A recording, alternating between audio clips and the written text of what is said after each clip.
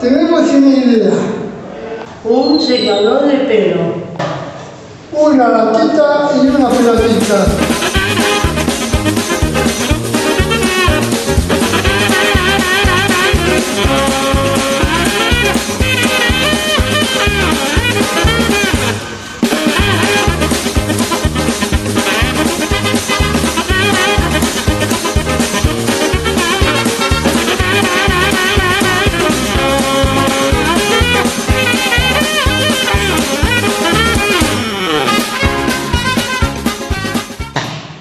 Hacelo en tu casa.